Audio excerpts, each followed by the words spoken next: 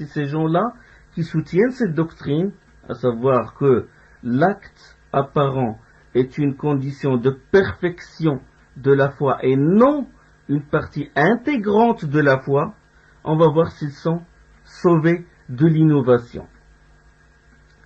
Et là, pour répondre à leur doctrine, pour répliquer, il y a une question qu'on peut poser. C'est quel est le statut de l'abandon de l'acte salutaire au sein de la première génération? Ou je vais formuler la question autrement, pour être plus clair. Quel est le statut d'un homme qui a vécu l'époque du prophète sallallahu alayhi wa sallam et qui se réclame appartenir par le nom à l'islam et qui a cru au prophète sallallahu alayhi wa sallam, prononcé les deux témoignages, mais il n'a fait aucune obligation. Il n'a évité aucun péché. Il n'a pas jugé selon ce qu'Allah a fait descendre. Il ne prie pas, ne jeûne pas, ne s'acquitte pas de l'aumône, n'a pas fait le pèlerinage, ne s'allie pas avec les croyants, n'ordonne pas le convenable, n'empêche pas le blâmable, ne participe pas aux œuvres avec les musulmans. Il n'a rien fait. Il a juste témoigné. La seule chose qu'il a faite, c'est qu'il a prononcé les deux shahadats. Est-ce que ce spécimen existe à l'époque du prophète sallallahu alayhi wa sallam? Vous soutenez qu'il existe. Certains, qui sont tombés dans cette chouba, ils disent il existe quelqu'un qui a témoigné. Il a témoigné les deux shahadats avec le cœur.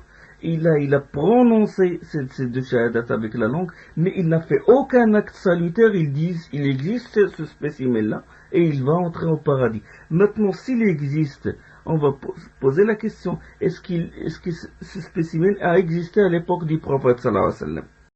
Mais sincèrement, on va se poser la question, est-ce que ce spécimen existe non pas parmi les croyants, mais est-ce qu'il existe parmi les hypocrites? La réponse est que ce spécimen qu'imagine ces gens-là n'existe pas à l'époque du prophète sallallahu alayhi wa sallam. Et il n'existe pas dans le Coran. Il n'existe pas quelqu'un qui a prononcé les shahadats, il a reconnu la véridicité du prophète sallallahu alayhi wa sallam, mais il n'a fait aucun acte salutaire. Allah subhanahu wa ta'ala, tout le monde lit surat al-Baqarah. Quand Allah il dit Alif Lam Mim, dhalika al-kitabu la rayba fih, hudan lil muttaqin.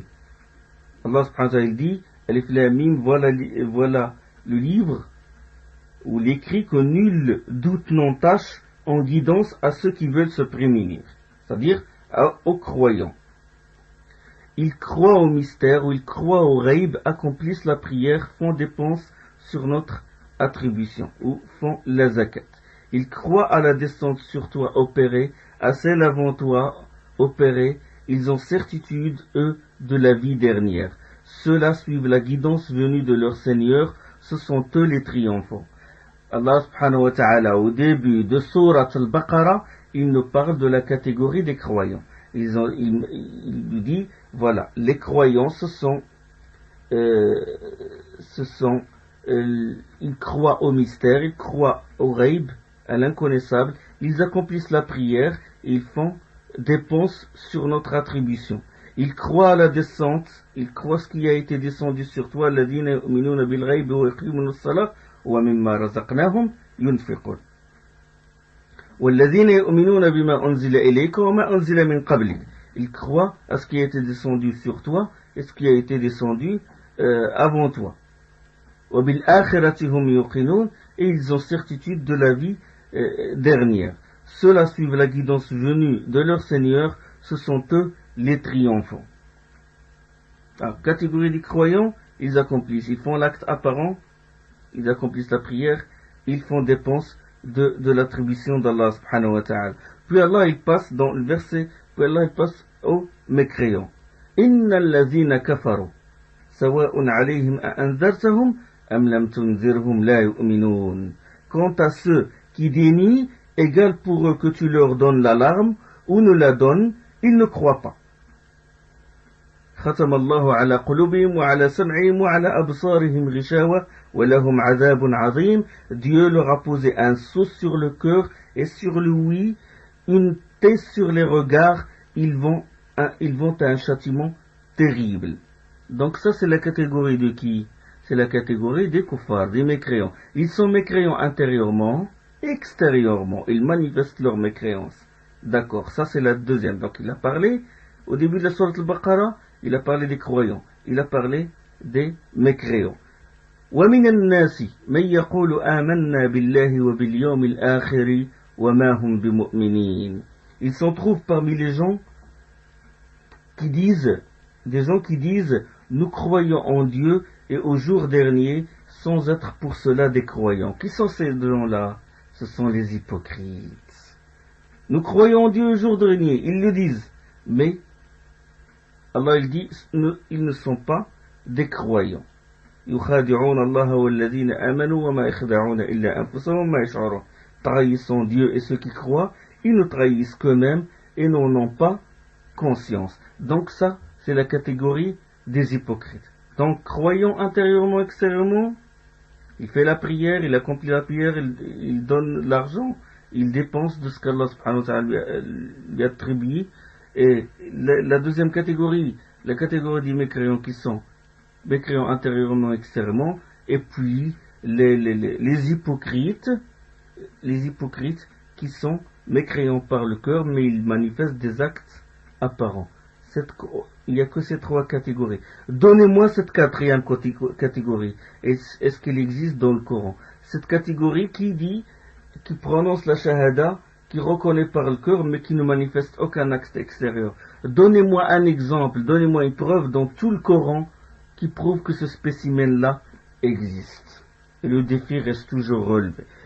L'imam Abu Bakr ibn Abi Shayba, il rapporte dans Kitab al-Iman, avec une chaîne de rapporteurs authentiques qui remonte à Abi Qilaba, le suiveur, le tabi'i, et que ce dernier a dit, l'homme envoyé par Mu'ad ibn Jabal à Ibn Mas'ud a dit à Ibn Mas'ud, cet homme-là, cet intermédiaire-là, a dit à Ibn Mas'ud, je te conjure, par le droit d'Allah, peux-tu me confirmer que les gens à l'époque du prophète sallallahu alayhi wa sallam étaient classés en trois catégories?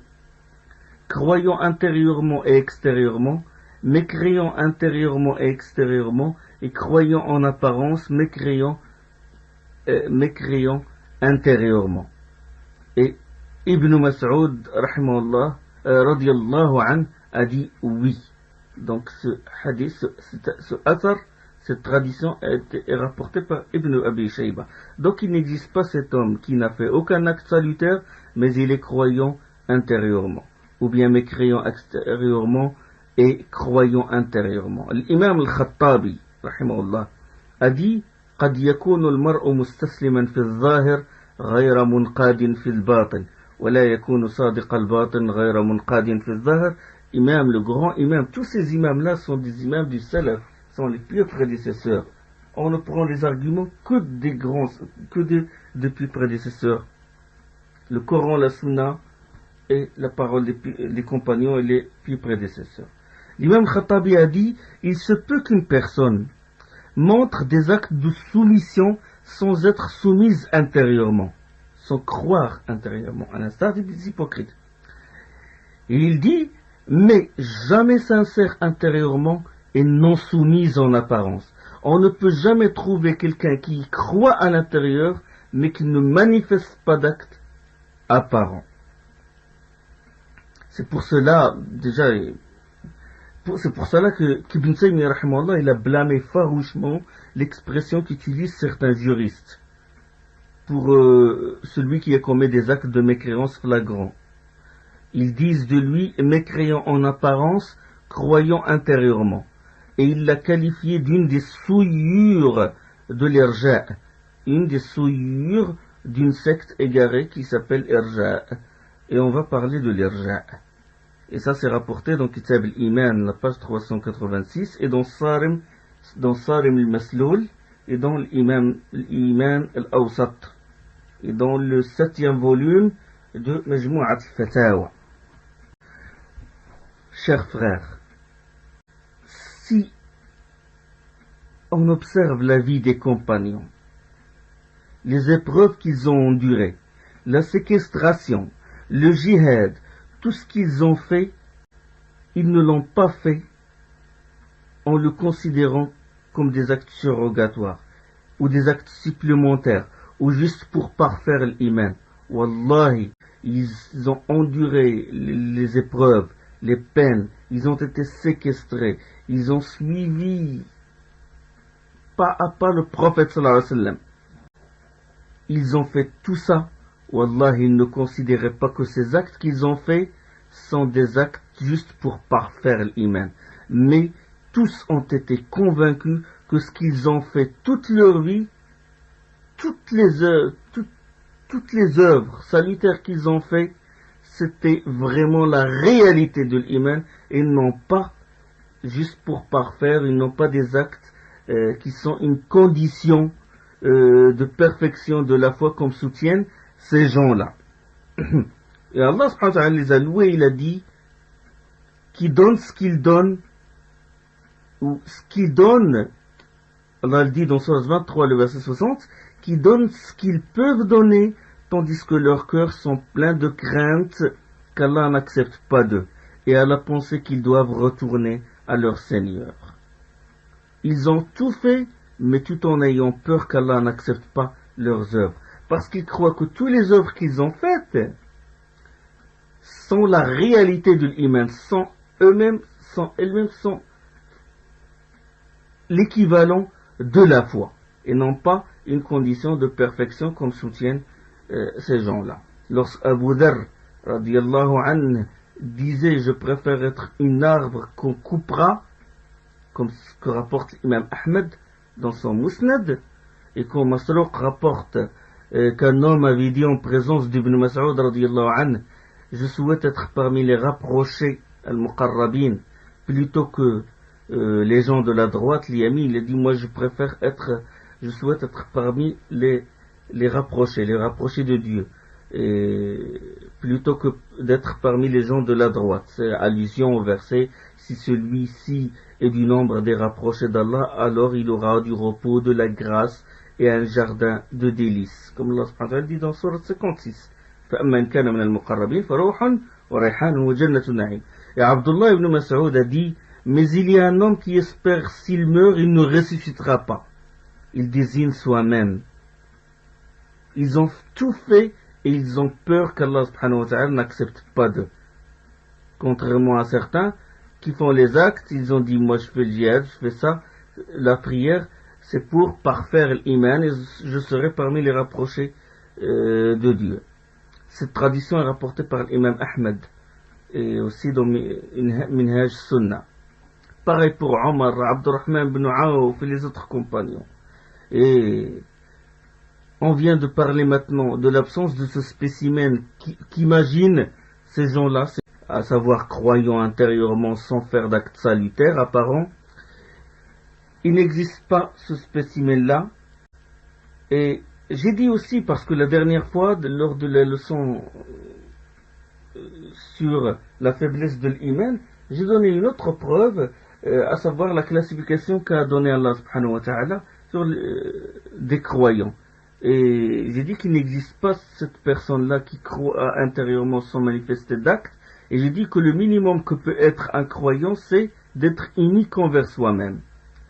Comme a dit Allah subhanahu wa ta'ala dans Surat Fatir, le verset 32, ثُمَّ أَوْرَثْنَا الْكِتَابَ الَّذِينَ اصْطَفَيْنَا مِنْ عِبَادِنَا. Bien plus nous avons donné le livre en héritage à ceux que nous avons élus parmi nos adorateurs, c'est-à-dire les adorateurs qu'Allah a choisis. Qui sont ceux-là? Il dit Allah subhanahu wa ta'ala فَمِنْهُمْ ظَالِمٌ لِنَفْسِهِ. Il en est en effet parmi eux d'unique envers soi-même. Donc, voilà la première catégorie qui a hérité le livre et qui fait partie des adorateurs d'Allah. Il en est en effet parmi eux d'unique envers soi-même. وَمِنْهُمْ مُقْتَصِدٌ. D'autres tenant un juste milieu.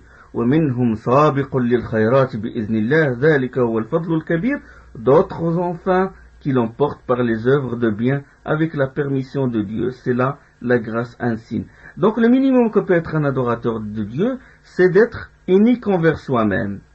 Et en deçà de celui-là, il n'est pas adorateur, il n'est pas croyant, il n'est pas musulman. D'accord?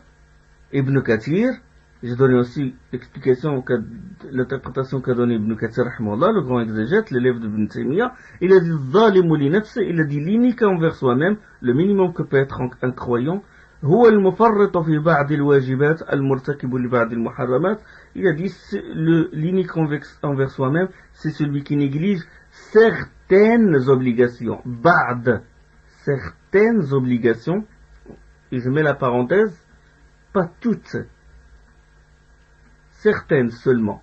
Parce que celui qui ne fait aucun acte salutaire ne rentre pas dans la catégorie des croyants. C'est celui qui néglige certaines obligations